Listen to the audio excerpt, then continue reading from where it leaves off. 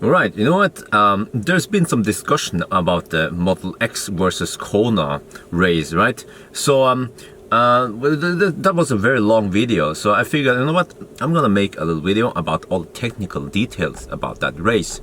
So, you know, if you don't wanna watch this long video about technical about technical stuff, then don't watch this. If you have short attention span, don't watch this video.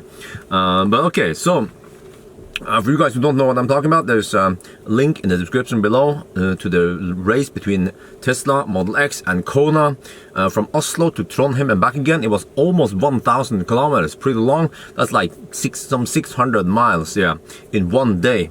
So actually the exact distance was 971 kilometers or 603 miles, yeah, right. And 1/5 of the route was on motorway. And okay, motorway in Norway has 100 to 110 kilometers per hour speed limits.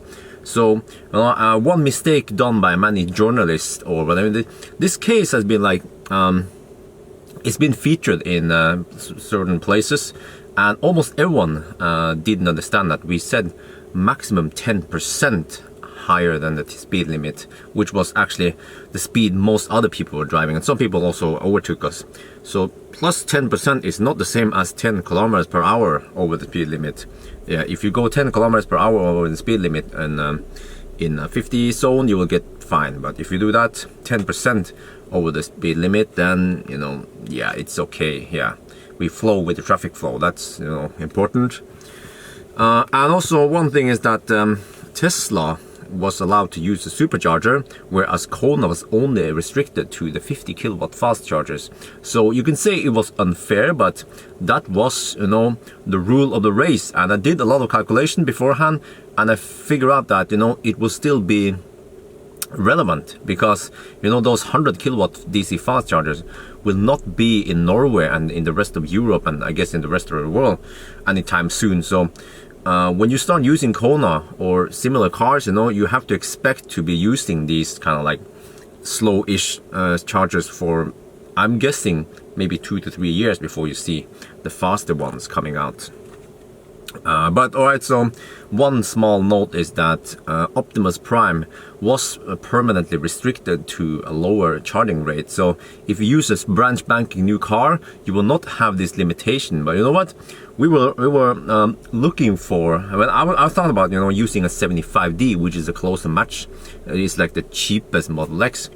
And then Pawel just happened to have a 75D. But it was in the repair shop, so it was not any issue as someone rammed into him. So yes, it wasn't his fault. So he has to get that car fixed. So unfortunately, we couldn't use it, and I figured out, I calculated that a restricted 90D like I have P90D is actually similar to a 75D. And also my car has done, well, how much is it by now? Almost about 55,000 kilometers with a new battery pack. I got it replaced, it's a long story, but so it has some degradation. And we're talking about like, let's say 3-4% degradation, but that doesn't matter too much. It's all a matter of you know, charging speed, because you don't charge to 100% during the race. Of course we start with 100%, but that degradation is, you know, not important at all. So if you look at, you know, the range we can get on this car, on Optimus Prime, the P90D, ludicrous is we actually have to expect about 78 kilowatt hour available energy, and then we have to leave some 4 kilowatt hours or about 5% buffer at the bottom, because you don't want to drive it all the way to zero.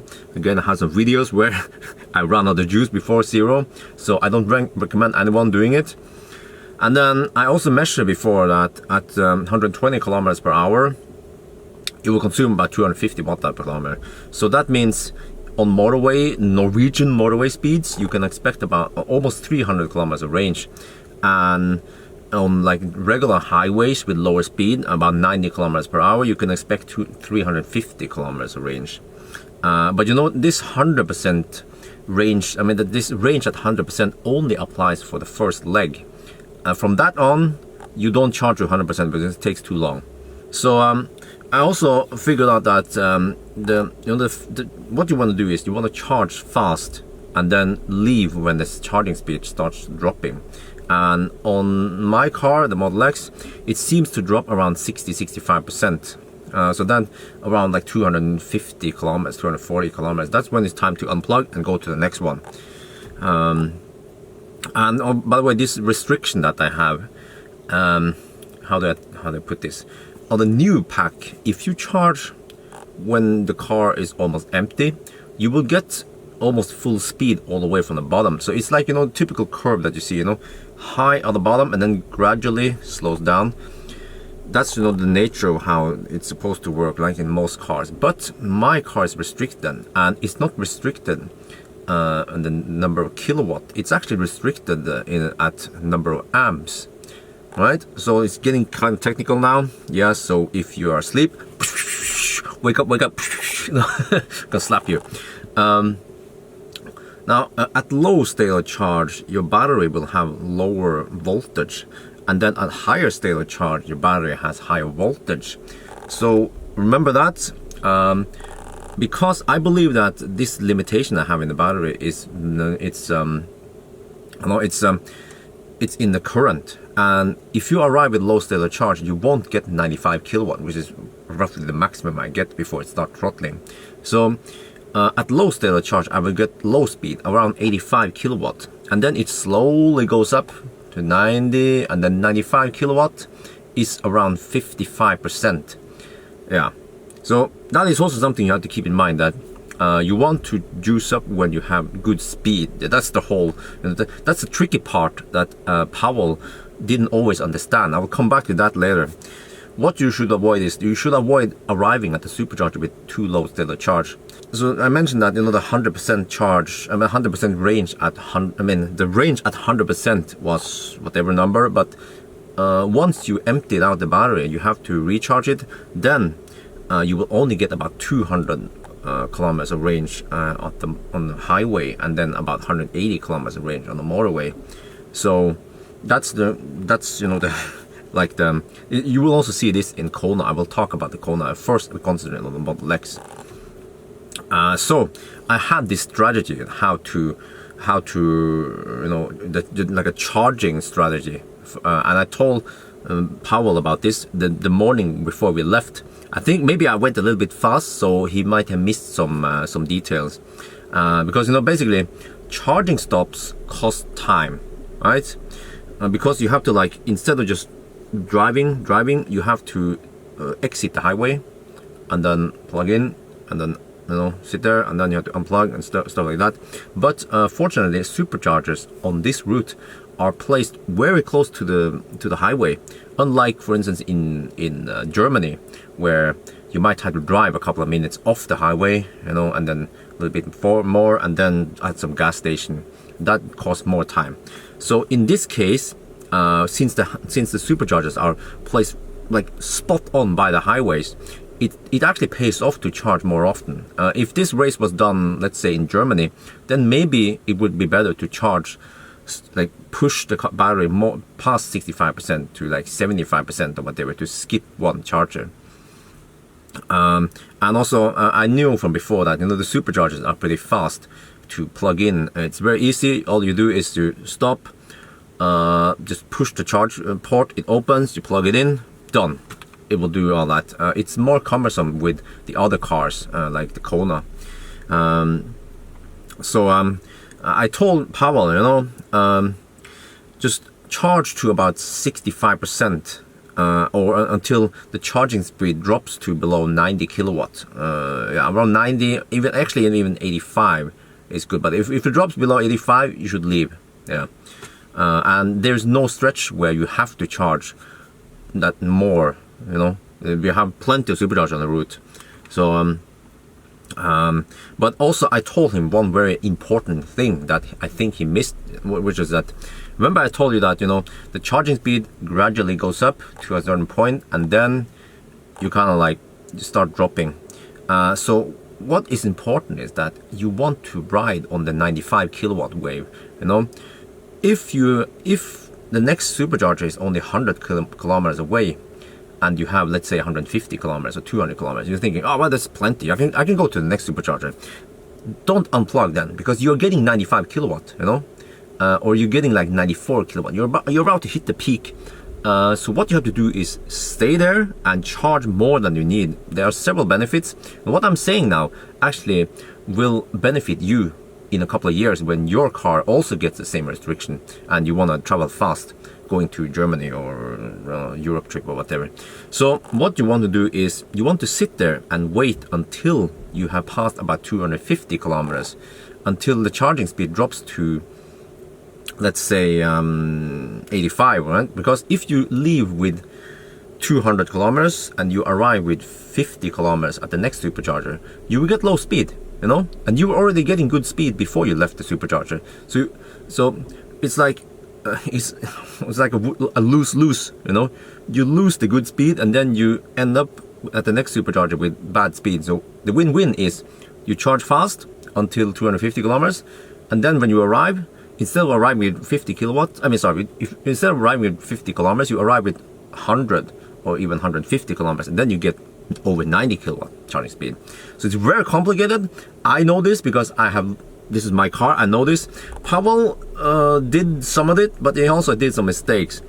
So let me talk about the charging stops that he had. So the first one was to drive from Oslo all the way to Alvdal. That's 300 kilometers. He could not drive to the next one, which is Bajkok. That's 400 kilometers. That's too far. So Alvdal makes sense because you don't want to stretch it and arrive with 5%. That's a bad idea for a Tesla, because then you will get bad speed. Actually, what I didn't tell you is that if you drive it down to close to zero, there is also another disadvantage, which is that it would only charge with let's say 50 kilowatt for a couple of minutes, and then it slowly ramps up. It's something to do with the new battery packs. Yeah. So his strategy was to drive to Alvdal, 300 kilometers. He arrived there with 17%, and I think he was getting about 85 kilowatt, which is okay. Yeah. And then he charged to 67%, and that only took him 25 minutes. Yeah, so it's still very fast. So he followed my recommendation there.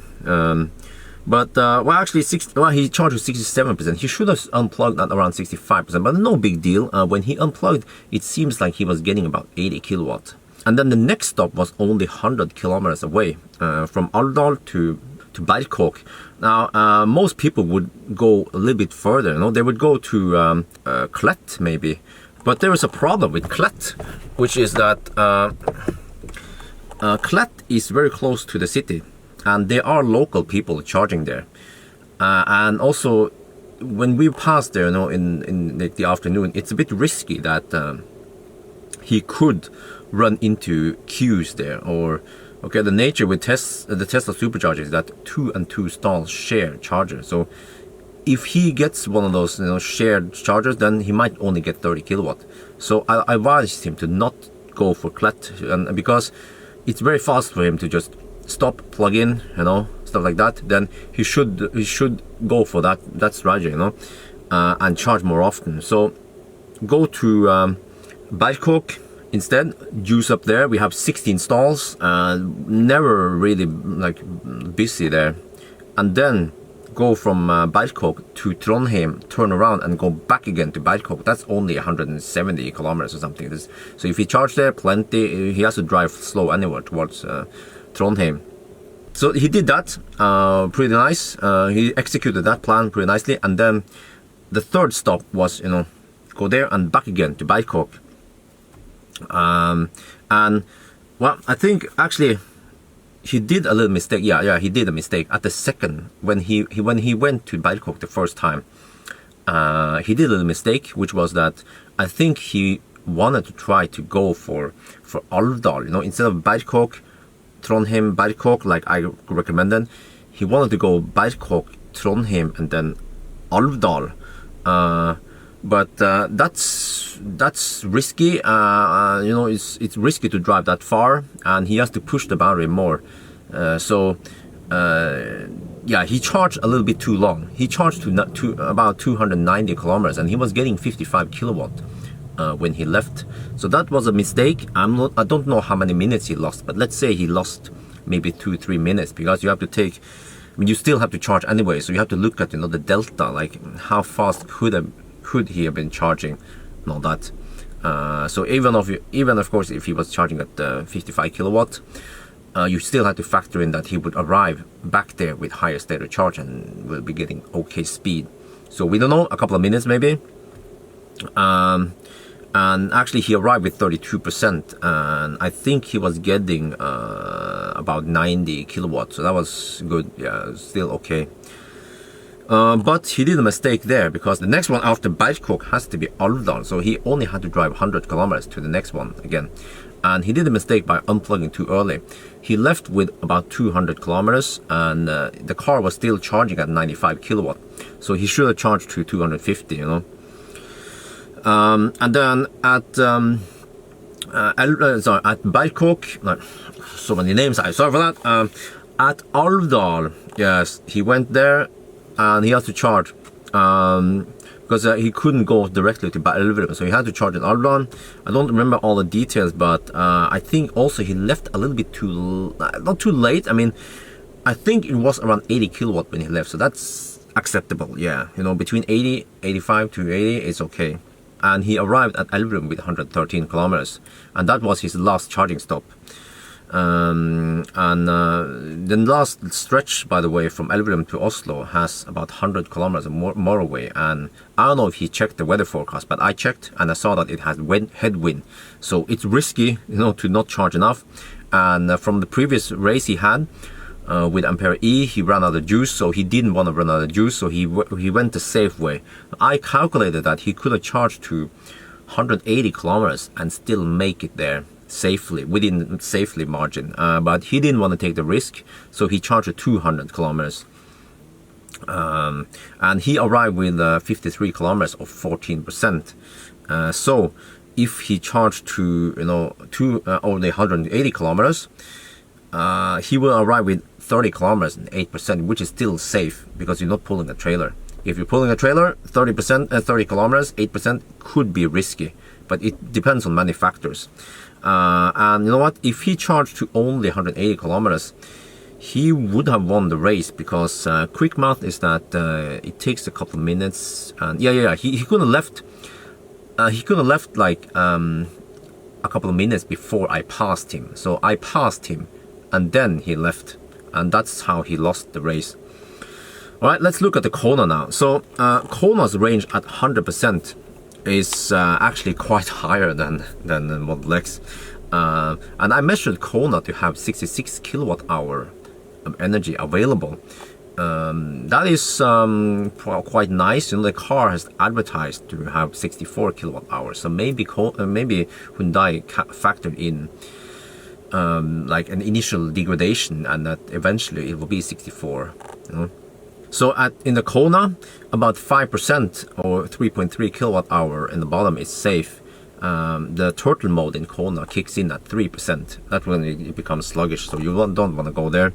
And at motorway speed, 120 kilometers per hour, it will average about 190 watt-hour per kilometer. That means you can get 330 kilometers in the first run at motorway speed, or if you drive at highway, it averages about 130 watt-hour per kilometer, and then you get 480 kilometers, which is almost enough to go to Trondheim in a single charge. But this is only for the first leg. So that's how I was able to drive Kona from Oslo all the way to Bangkok. So it was a mix. It was 400 kilometers, right? The first 100 kilometers was motorway, fairly high average consumption, and then for the next 300 kilometers, it was really easy on consumption. So I arrived at Bangkok with some juice left. I'll come back to that. But you see, the Kona charging strategy was slightly different than for the Model X, because some of these charging stations, they are like away from the highway, and I want to avoid them. Let's say Rena, you have to drive like actually like a couple of minutes, so you lose some time there. You know, you want to pick the fast chargers that are right by the highway. And also this charging stuff for Kona is slightly slower, because you have to stop, open the charge port, take out those silly rubber thingy sealings, whatever, and then with the plug in, and then RFID, beep, okay, and then some charging station requires you to press start. And then the same procedure, you have to show RFID to unlock the charge port or whatever, and then you have to call. So the whole charging process, start and stop for Kona, takes longer. So that's why, you know, I want to minimize the charging stops for Kona. Okay, it's funny. The battery on the new Canon camera ran out, so yes, I'm using an 80D now. Let's continue. So I found out that Kona would charge fastest all the way up to 75%. So yes, that was my charging strategy. And at 73%, it would start slowing down. And at 73%, I would get about 320 kilometers of range. So that is way more than the Model X. Model X would do around 200 kilometers. So I could leap further between the fast chargers, you know. And also, there's one disadvantage with Fortum versus superchargers, is that Fortum usually has only 2 fast chargers on each location, whereas superchargers, they have, like, you know, about 10 to 30 stalls at each location. So way safer to arrive at the superchargers. So, you know, because I had so much range, I could choose which chargers to take. So I avoided those chargers which were like Rena, you know, to take a detour. So I prefer the ones right by the highway, like Berkåk was a good one. So my charging stop was way less than his, naturally. So I only stopped once at Berkåk after 400 kilometers, right by the highway, you know, and I could have stopped earlier, but I wanted to stretch it to see how far I can go. So that was like, it was really far, 400 kilometers. I think I spent almost 5 hours. So keep in mind that this is Norway, you know. It's not Germany, it's not France where you can cruise at 130, 140 kilometers per hour. You have to cruise at 80-ish, you know, in some places. So I arrived with 15% and I charged to 75%. I could have left with 73%, but you know, I just pushed that extra percent just to be sure. And because at 73%, the speed drops from about 48 kilowatt to 35. So of course it's not the end of the world, but in a race you want to leave. Yeah. Actually, I lost some time here also because when I was charging there, after 45 minutes, the charger suddenly stopped, so I had to restart again. And it was the Wi-Fi charger. So the Wi-Fi charger, I call it Wi-Fi charger. It's like the tritium charger. So it can be a little bit troublesome from time to time. So I think I lost a couple of minutes there. Let's say 1 to 2 minutes. Yeah. And then the second charging stop was actually to drive from Berkåk to Trondheim and back again to around Alvdal. But towards Alvdal, I noticed that I had more range, so I actually went all the way to Hanestad. So that was pretty far, a long leg, but as expected, you know, I can drive pretty far on each leg because Kona is way more efficient than Model X. So, but then at Hanestad, I stayed there. You know, my charging stops are very long. You know, they have to be like they were over 50 minutes each stop, whereas Pawel stops were like 20-25 minutes only. So for most normal people who are not doing a race, they would normally stop for about half an hour and stop more often. Yeah.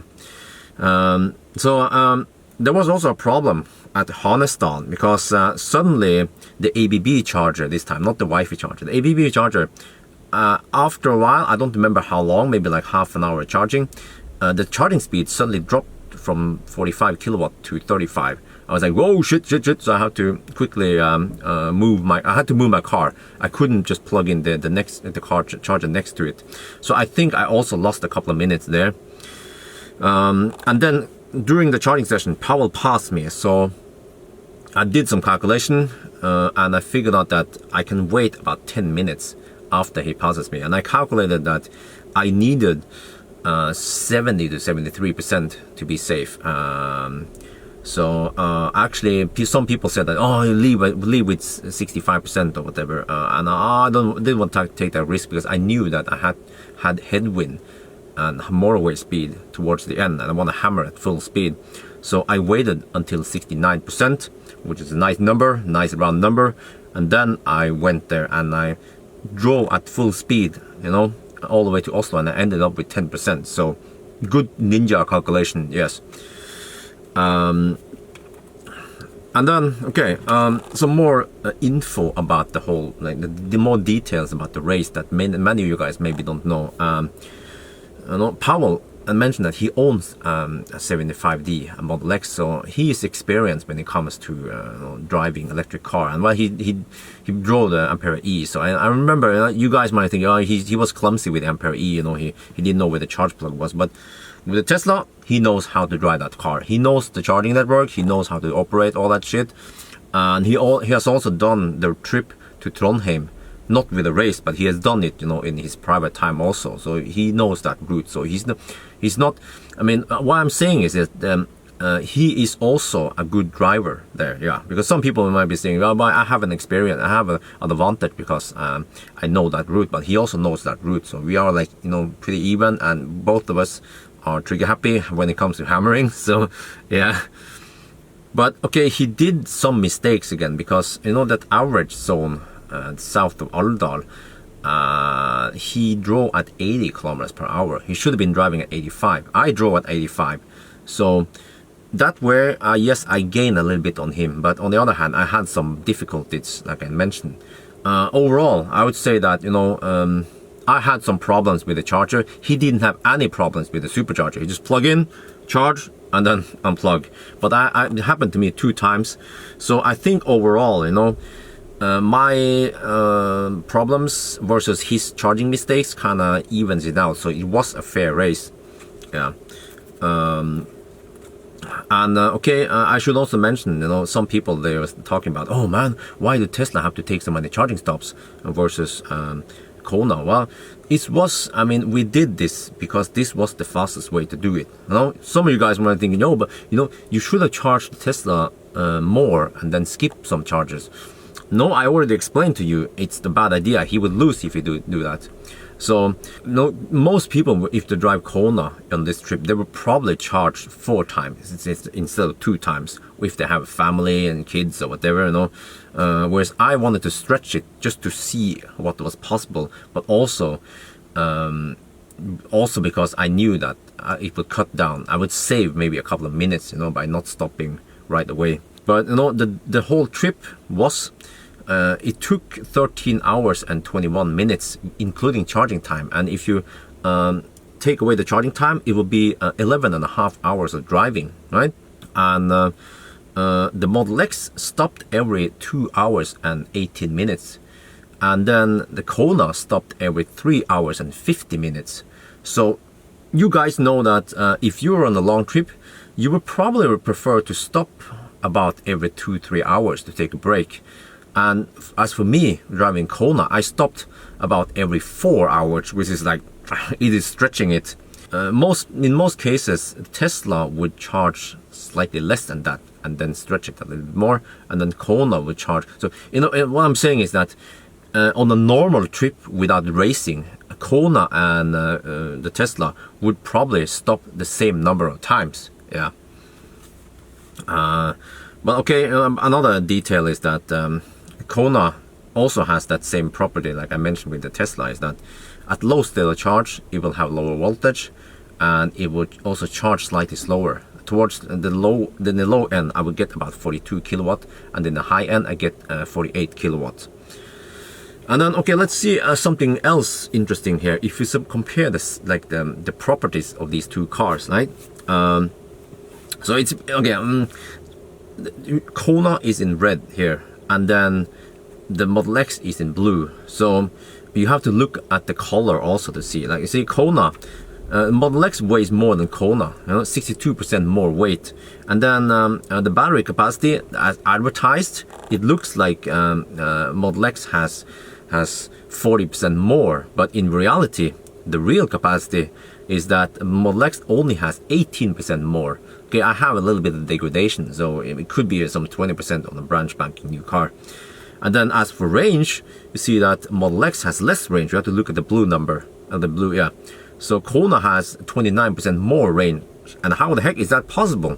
Well, it boils down to consumption, because Kona, again in red, consumes less energy than X. The X consumes 54% more energy than Kona. Yeah. And as for charging speed, okay, Model X has about 85 kilowatt if you time it right, whereas Kona will get only 45 kilowatt. And the speed here is charging speed, and that the Model X will charge faster if you consider, you know, charging speed, charging power versus consumption. And also last thing is that so how many banana boxes can you fit in here? I also tested that. So you see that Kona will take way less banana boxes than the Model X. So of course, and I have the 6-seater, which cannot fold the seats. But if you go for the 5-seater, like Pawel has, then you get, you know, 75% more cargo in the Model X. So of course, if this was a race where cargo counted, then you could say that, you know, Model X won, because you can take more people, more cargo than the Kona. Yeah. But I mean, what was the point of this race then, right? Well, first of all, I wanted to make some good entertainment. That is one of my purpose with the channel, you know, to make some good shit. And you know, since 2013, Tesla, they've been dominating the market for, you know, for long trips with EV. There were no other EVs in the market that could do that, you know. So it's been 5 years now, and you know, the argument people have been saying from the actually still nowadays is that, you know, only the rich people can afford Tesla, and all the rich people can afford these EVs with good range, right? But I wanted to prove for people that, well, that was the past. Now we have at least one car that can do this. Ampere E was also out there, but you know, this one, Kona, even beats Ampere E. So at least now we have more and more EVs, affordable EVs. Not, of course, not with the best space, but it can do long trips. So not everyone has a big family, you know. Not everyone has kids. So if you don't have kids, if you just want a car that can drive far and charge fairly fast, then Kona is a good option. And there will be other cars out there later. So you could say, you know, Kona is not going to be a Tesla killer because Kona is too small. Model X is way bigger, so you know, Kona is not a Tesla killer. Kona is a fossil killer. It will kill, you know, fossil Golf or fossil Nissan Micras or whatever, you know. Yeah, that's the reality. And actually, a little small detail I found about Kona is that I look at the Kona, that's the Kona fossil car, right? And I saw that, you know, the fossil Kona has 120 horsepower and 172 Newton-meter torque, whereas the electric Kona has 204 horsepower and 395 Newton-meter torque. Now, the electric Kona weighs significantly more than the fossil Kona, but if you compare these numbers, you see that, right, Kona weighs 40% more, but it has 70% more horsepower and 130% more torque. So this thing is a beast when it comes to hammering. Yeah, it does 0 to 100 kilometers per hour in 7.6 seconds only, versus the gasoline that needs 12 seconds. Yeah, so electric for the win, yes. So yes, this was a lot of technical info. I hope you guys enjoyed this video. It was very long, but I know that some of the guys who actually watched to the end of the video, they wanted to know more about this, not only about Kona but also about Tesla and all the charging stuff, because you know, there was like I saw there were lots of discussion on the Tesla group about this race, and they were like, oh, but why did the Tesla charge so often, and you know, and what was that restricted charging speed, or you know, blah blah like that. Yeah, so all right, awesome. So yeah, good race. I have more ideas for next race. I should race I-Pace versus Tesla. Yeah, I-Pace versus Model X, maybe. Yeah, because you know, they have compared those two cars before. So I can use Optimus Prime. He's restricted. Yeah. Or I could use maybe Pawel can use his. Yeah, maybe Pawel can use his Model X 75D, and then I can use the I-Pace, and then we drive to same route, you know, Oslo, Trondheim, back again. See who wins then. But I think he will win because I only have 50 kilowatt fast charger. So yeah, I think we have to put a trailer. If Pawel has to tow a trailer, then the I-Pace might win. Yeah. Yeah, but anyway, so I think that's it for now. Hope you guys enjoyed this video. So thank you guys for watching, and don't forget to like, subscribe, and no wait, said it in the wrong order. Don't forget to like, share, and subscribe. Yes. So thank you guys for watching, and bye bye.